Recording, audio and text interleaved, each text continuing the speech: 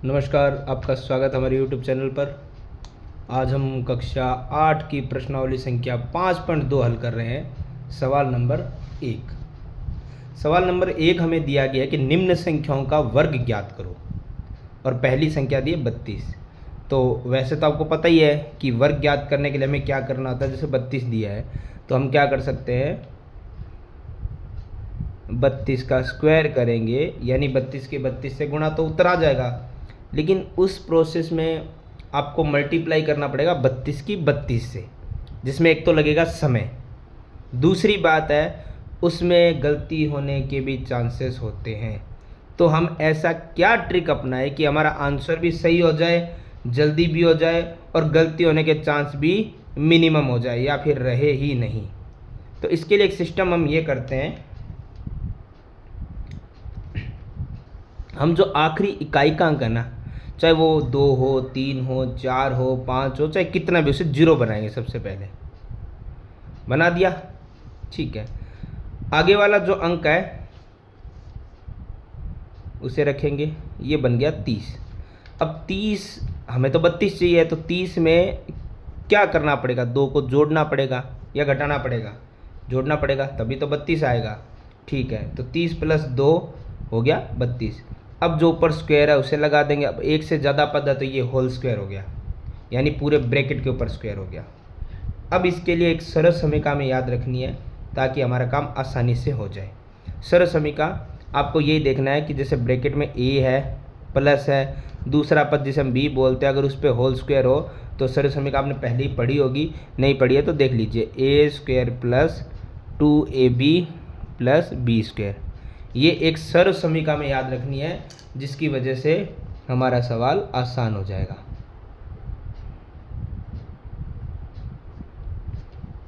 तो देखो, अब मैं हमेशा एक सरल समीकरण सवाल के नीचे क्यों लिखता हूँ, क्योंकि आपको ए पता रहेगा क्या है उसके जस्ट ऊपर देख लो, बी पता रहेगा क्या है उसके जस्ट ऊपर देख लो, प्लस तो प्लस है ही, ठीक है। माइनस आएगा तो माइनस की सरल समीकरण भी हम देख लेंगे। तो यहाँ पे आप देखो, पहले ए का स्क्वायर करना है, तो ए हमारे पास कितना है 30 का स्क्वायर कर देंगे। अब आपको लगेगा 30 का स्क्वायर इतना बहुत करेंगे तो समय तो लगेगा, चलो अभी देख लेते हैं कितना लगेगा। फिर है प्लस, फिर 2 × ए और बी के बीच में निशानी तो गुणा का ही आता है, ठीक है। तो 2 × a × b। ए हमारे पास है 30, गुणा में बी हमारे पास है 2, प्लस बी का स्क्वायर, बी हमारे पास कितना है 2 का स्क्वायर, ठीक है। अब देखो समय कितना कम लगेगा, 30 का वर्ग करना कितना आसान है। देखो मैं बताता हूँ, जब भी पीछे जीरो हो ना तो आपको उसका वर्ग करना है कि अगर वो 1 है तो उसे डबल कर दो, डबल है तो उसे 4 बार कर दो, 3 है तो उसको 6 बार कर दो, यानी जितने जीरो उनको डबल कर दो, सीधी सी बात है। 1 है तो 1 का डबल होगा 2। 3 का वर्ग कितना होता है 9, यानी 30 का हो गया 900, प्लस 2 की गुणा देखो कितनी जल्दी होती है, 2 की गुणा 30 से होती है 60, और 60 की गुणा 2 से होती है 60 × 120, ठीक है। अगर जीरो में प्रॉब्लम लग रही है, जीरो को नीचे लिखो, 2 × 3 = 6, 6 × 2 = 12, प्लस 2 का वर्ग 4। बहुत कम टाइम में आप कर सकते हो, इतना कोई समय लगेगा ही नहीं इसमें। अब आपका काम इतना है, 900 में 120 जोड़ो तो ये होगा 1020, 1020 में 4 जोड़ा तो ये होगा 1024, और ये किसका उत्तर निकला है 30 + 2 का, यानी कि 32 का ही। तो 32 का वर्ग कितना हो गया 1024। समझाया है तो थोड़ा समय लगा है, वरना ये भी नहीं लगता। आप स्पीड से कर सकते थे, सरल समीकरण याद होगी, सवाल बड़ा जल्दी निकलेगा और गलती होने के चांसेस भी ख़त्म ही हो जाएंगे बिल्कुल। अब हम देखते हैं ऐसा ही सेकंड नंबर। बाकी आप इसको अगर मल्टीप्लाई करके चेक करना चाहो तो कर लेना, बाकी कोई दिक्कत वाली बात नहीं, ज़रूरी नहीं है। अब निकालना 35 का वर्ग। 35 का भी वैसे ही निकालेंगे हम, क्योंकि आसान तरीका है ये, क्योंकि सीधा तो हमें करना ही नहीं है ना, मुश्किल काम को बना के हम उससे आसान बनाएंगे। तो देखो वही है, 0 कर दिया 3। अब 30 में 5 को जोड़ दो तो 35 हो जाएगा, और ऊपर होल स्क्वायर तो है ही, तो ए और बी मिल गया। सरल समीकरण यही है आपके पास, मैं यहाँ लिख देता हूँ, ये है ए, ये है बी, बस इतना ही लिखते हैं। बाकी सरल समीकरण ये रही, देख लीजिए, आप लिखिएगा हर बार सवाल में। ए का स्क्वायर, ए हमारे पास है 30, और 30 का स्क्वायर हमें पहले से ही पता है, प्लस 2 × ए और बी, है ना। ए हमारे पास 30, गुणा बी हमारे पास 5 प्लस बी का स्क्वायर, बी हमारे पास 5। तो 30 का वर्ग 900 जो आपने यहाँ निकाल के पहले ही देख रखा है, प्लस 2 की गुणा 30 से कर लो, वरना जीरो को एक बार नीचे लिख दो, जीरो की समस्या खत्म। अब बचा 3, 2 इंटू 3 हो गया 6, 6 5 हो गया 30, खत्म बात। फिर प्लस 5 का वर्ग होता है 25। अब 900 प्लस 300 होता है 1200 और 25 होता है 1225, समाप्त। चलिए अब तो स्पीड आ जाएगी। अब ये देख लो पिछले सवाल और इस सवाल में कितना समय लगा। 86, चलो 86 का हमें स्क्वायर करना है, ठीक है। तो वही देखो 80 प्लस 6 होल स्क्वायर, ए हमारे पास ये रहा, बी हमारे पास ये रहा। तो ए का स्क्वायर यानी कि 80 का स्क्वायर प्लस 2 इंटू ए इंटू बी, ए है हमारे पास 80, बी है हमारे पास 6 प्लस बी का स्क्वायर यानी 6 का स्क्वायर। तो 80 का स्क्वायर करना कैसे आसान है, देखो जीरो का डबल जीरो हो जाएगा, ठीक है। मैंने बोला ना जितने जीरो उसको डबल कर दिया करो, अगर 2 हो तो 4 जीरो कर देना। 8 का वर्ग होता है 64, लो 80 का तो निकल गया, प्लस यहाँ पे ये जीरो जो आपको दिख रहा है इसको साइड लिखो। अब हमारे पास है 2 गुणा 8 गुणा 6, क्योंकि ये जीरो तो हमने सीधा यहाँ लिख दिया। 2 की गुणा 8 से होता है 2 8 16, 16 की गुणा 6 से होता है 16 6 96 प्लस 6 का वर्ग होता है 36। अब देखो प्रॉब्लम हो सकती है तो आप लिख के कर लेना जोड़, वैसे इतना मुश्किल है नहीं। 64 की गुणा 6400 में 960 जोड़ना है, तो 6400 में 960 जोड़ेंगे तो ये हो जाएगा 7360। 7360 में 36 और जोड़ दो तो ये हो जाएगा 7396। आप टोटल करके देख सकते हो, ये हो गया आपका 80 का भी वर्ग कंप्लीट।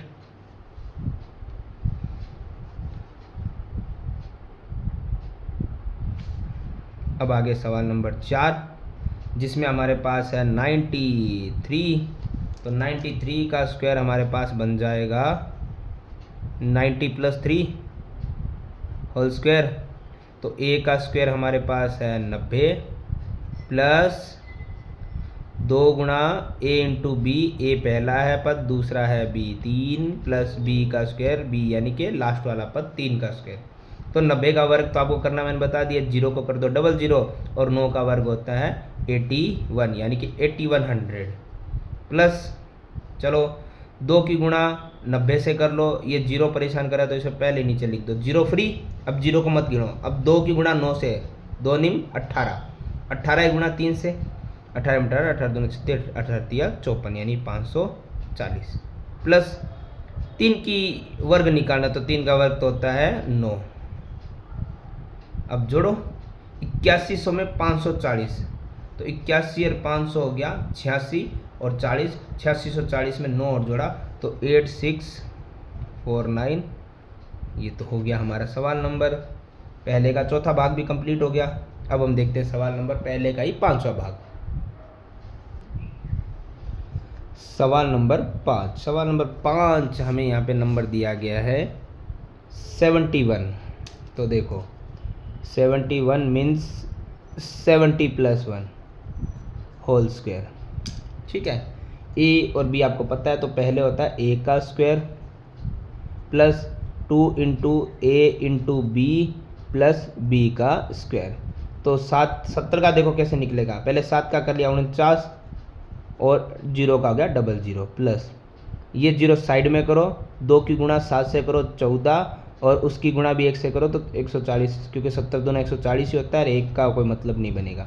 1 का वर्ग 1, 49 और 100 हो गया 5000, 5040 और 1 5041, खत्म।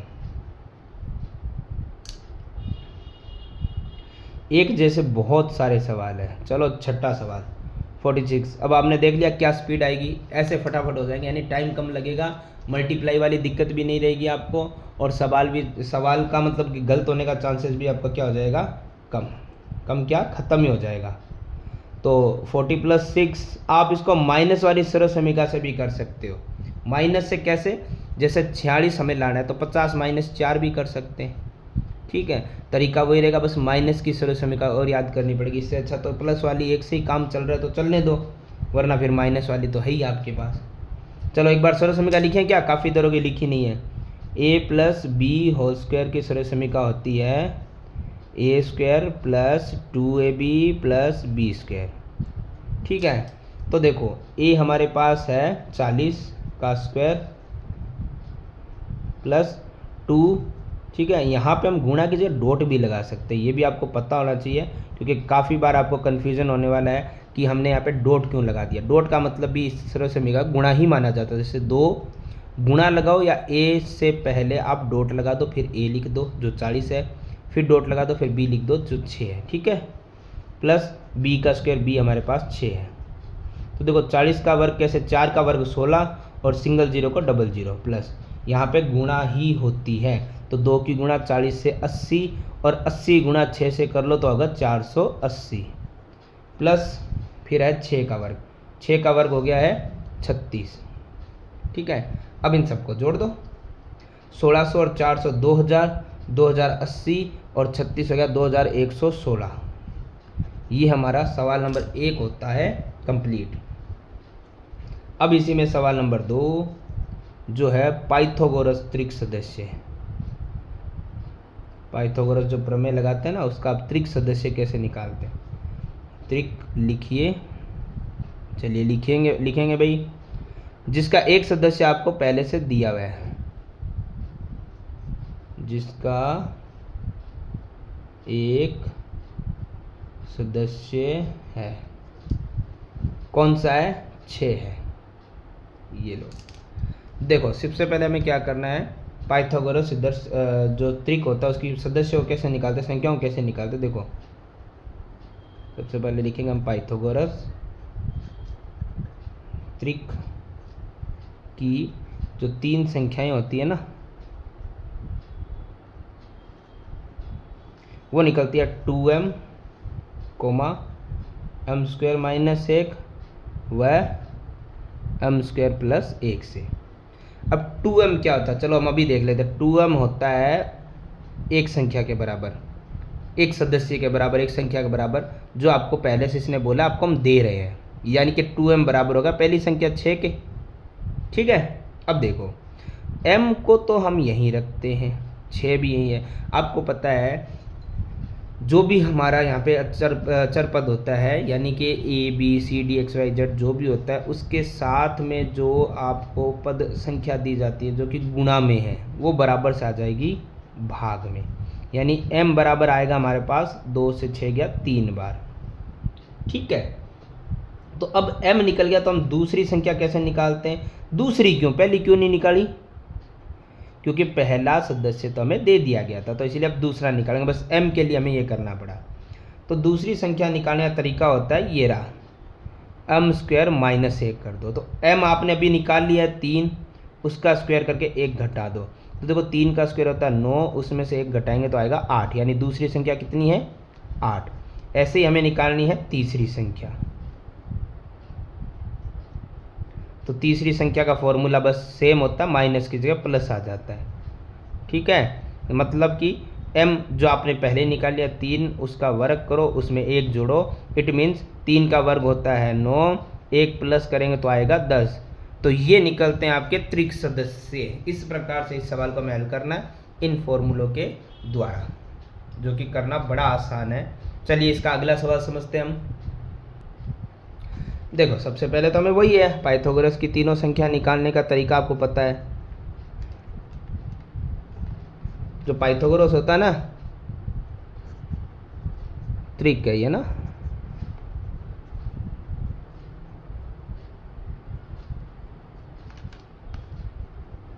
तीन संख्या निकलती है 2m, m square minus 1, m square plus 1। तो सबसे पहले 2m जो कि पहले सदस्य के बराबर होता है, जो कि आपको दिया जाता है 14। इसमें एक सिंपल याद रखो, m को यहाँ रखना है और m के साथ वाली संख्या भाग में जाएगी, कुल मिला के जो संख्या आपको मिलेगी वो आधी हो जाएगी। अब इस m का हमें ध्यान रखना है दूसरी और तीसरी संख्या निकालते वक्त, दूसरी संख्या और तीसरी संख्या निकालते वक्त हमें इस m का ही ध्यान रखना है। देखो दूसरी संख्या निकलती है m स्क्वायर माइनस 1 करके, तीसरी निकलेगी m स्क्वायर प्लस 1 करके। तो m हमारे पास है 7 उसका स्क्वायर करके 1 घटा दो, यानी 7 का वर्ग होता है 49, में से 1 घटाए तो आया 48। और अगला आएगा m का स्क्वायर यानी 7 का स्क्वायर करके 1 जोड़ दो तो क्या होता है 7 का स्क्वायर 49, और इसमें +1 किया तो आया 50। ये निकलते हैं इस प्रकार से तीनों सदस्य।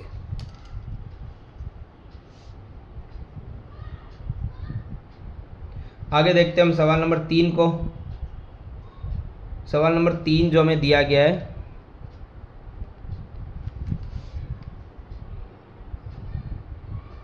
सोलह।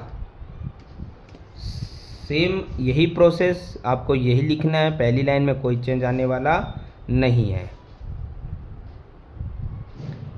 पाइथागोरस त्रिक की 3 संख्याएं याद होगी अभी तक तो 2m, m² -1 और m² +1। पहला 2m बराबर होता है पहली वाले सदस्य के बराबर 16, तो m बराबर 16 ना, 16/2, तो m बराबर आया 8। अब आप दूसरी संख्या, क्योंकि पहली तो आपके पास थी, ये m नहीं, ये सदस्य है ना, m निकालने से आप दूसरी संख्या और तीसरी संख्या दोनों निकाल सकते हो। दूसरी के लिए m² -1, तीसरी के लिए m² +1। तो m हमारे पास है 8, 8 का स्क्वायर करके 1 घटा दो तो 8 का स्क्वायर होता है 64 - 1 बराबर आएगा 63, और m यानी कि 8 का स्क्वायर करके 1 जोड़ दो तो 8 का स्क्वायर होता है 64 + 1 65। ये हो गया हमारा सवाल नंबर तीसरा भी इसका कंप्लीट। अब हम देखते हैं आगे सवाल नंबर हमारा इसी में 4 नंबर सवाल। सवाल नंबर 4 जो इसमें हमें दिया गया है त्रिक सदस्य में 18। तो वही पहली लाइन, पाइथागोरस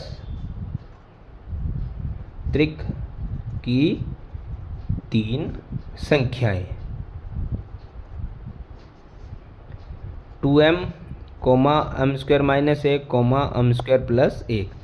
तो 2m = होगा 18, m बराबर होगा 18/2, तो m बराबर आएगा 9। अब आपको निकालनी है दूसरी संख्या m² -1।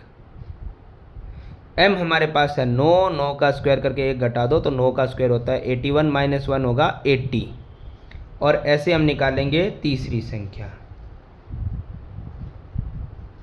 जो कि m² +1 होगा। तो m हमारे पास हो गया 9 का स्क्वायर करके 1 जोड़ दो, 9 का स्क्वायर होता है 81 में 1 जोड़ा तो आ गया 82। तो इस प्रकार से हम त्रिक सदस्यों को निकालेंगे और इस प्रकार से हमारा ये प्रश्नावली संख्या 5.2 होती है कंप्लीट।